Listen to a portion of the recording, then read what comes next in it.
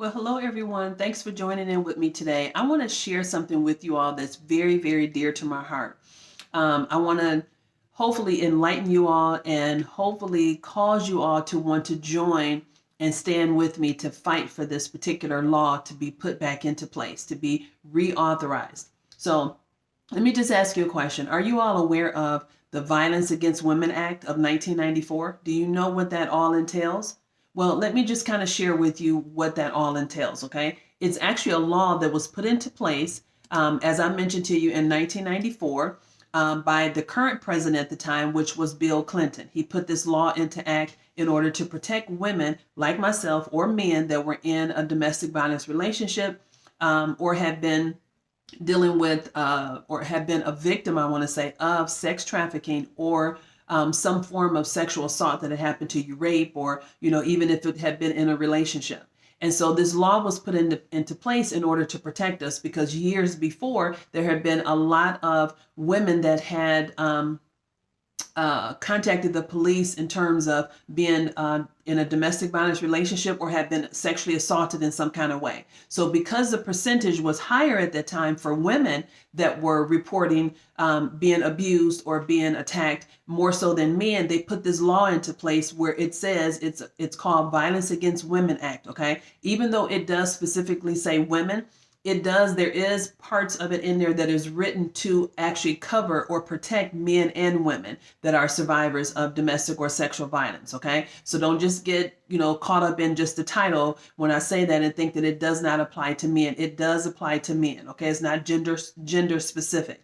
So with that being said, also I wanted to share with you is that our current President-elect Joe Biden, he actually co-sponsored that law to be put into place at that time. Him and another senator, Orrin Hatch, also signed that as well. Okay, so between the three of them, this law was put into place. So years down the line, when President Obama was in office, he actually did some revision on there and still went ahead and made it a broad definition of what domestic and sexual violence is, right?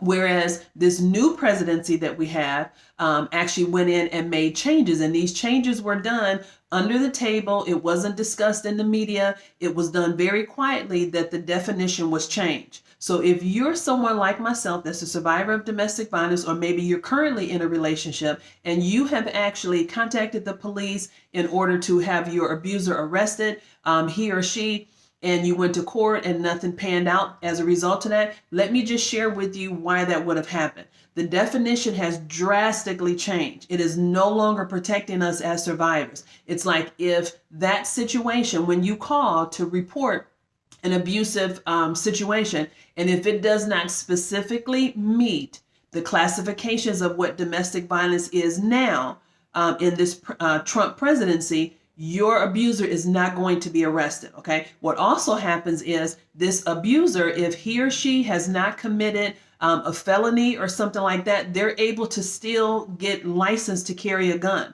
okay? Legally in the state, in any state that you live in, as long as the guns are illegal to carry a concealed weapon, right?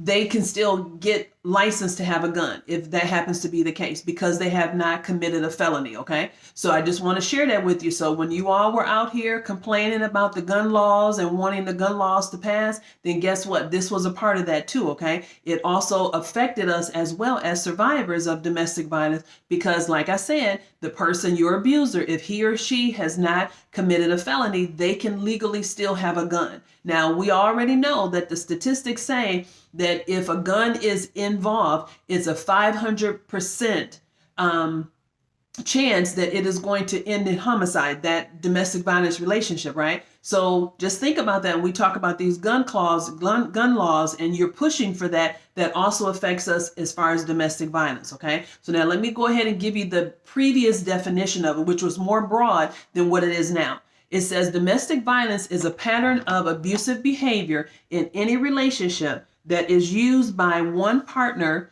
to gain or maintain power and control over another intimate partner. Domestic violence can be physical, sexual, emotional, economic, or psychological actions or threats of actions that influence another person.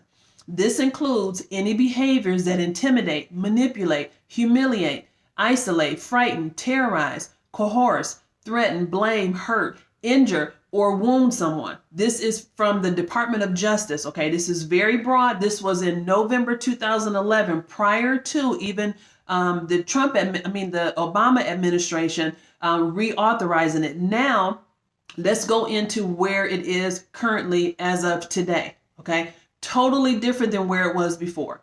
And this is going to be a lot of reading. The term domestic violence includes felony or misdemeanor crime of violence committed by a current or former spouse or intimate partner of the victim, by a person with whom the victim shares a child in common, by a person who is cohabitating or has cohabitated with the victim as a spouse or intimate partner, by a person similarly situated to a spouse of the victim under the domestic or family violence laws of the jurisdiction receiving grant monies, or by any other person against any adult or youth victim who is protected from that person's acts under the domestic or family violence laws or of the jurisdiction. Where in there do you hear anything about emotional, mental, psychological, which is what I just shared with you before? This whole entire definition has completely changed. And if right now, currently, just think about, we're in this pandemic. So think about all of those people that from March all the way up until now, or when we had the shutdown for those few months, and all of the survivors that were calling in to complain about domestic violence, right? Hardly anything happened if it did not specifically fit what I just shared with you about the new definition that this new presidency, President Trump, has put into place. This was done underhanded. It was not publicly, advertised about it. It was done very quietly. It was written into this new definition was changed as of April of 2019. And we were not even privy to it.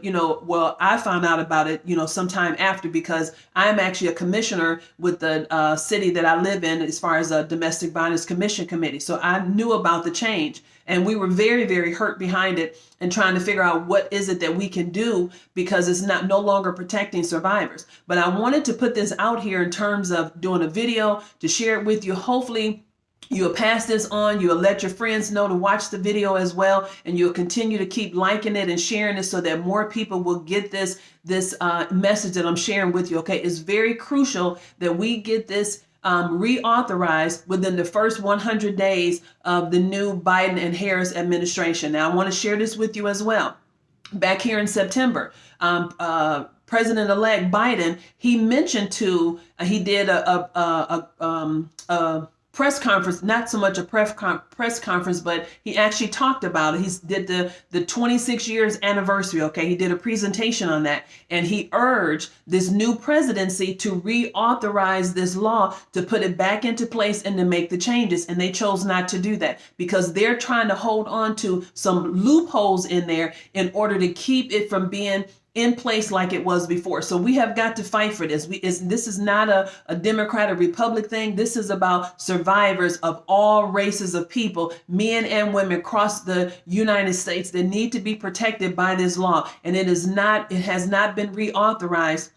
It is not even technically covering us right now because it has expired as of December of last year. This law expired. So we're not even covered up under this. There is technically no law in place to help us as survivors. So I really am urging for anybody under the sound of my voice, if you're interested, to please contact me by my email address. I'll put it into the feed of the video. You can send me a message that way and just say, hey, I'm a survivor, or I want to support you. I'm a part of it. I want to stand with you, because I want to get as many people that will stand with me and fight with me against this. I do believe that when Biden and Harris, when they get into office, the new administration, when they get into office, I do believe that they will pass this law to get it back reauthorized. But however, we need to fight so that they can do it within the first 100 days of him being in office. If there happens to be a shutdown again, guess what's going to happen? There's already been some shutdowns now in different states. Can you imagine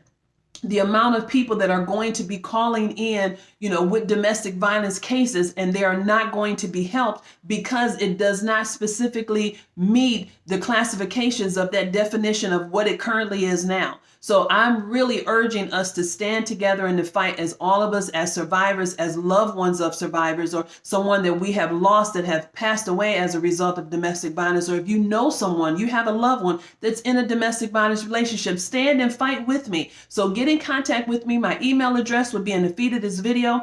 You can also go to Jacke, Jacke Wilson, Wilson, speaks, SPEAKS @gmail.com. I will put it into the feed of the video as well. Like and share this video.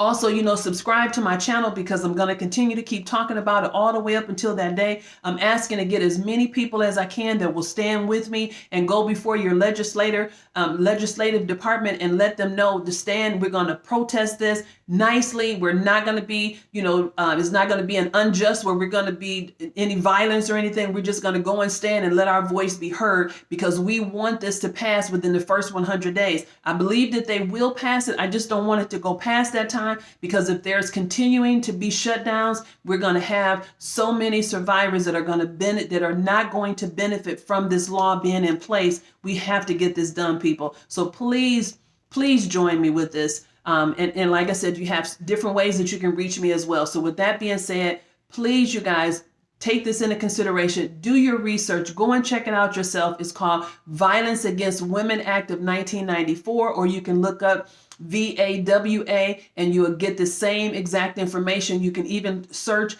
Trump and then search domestic violence, or search Trump and VAWA, and you will get this exact information that I've just shared with you today. Okay. So with that being said, you all have a great rest of your evening, and I will see you on the next video. Until then, have a great evening. Bye-bye.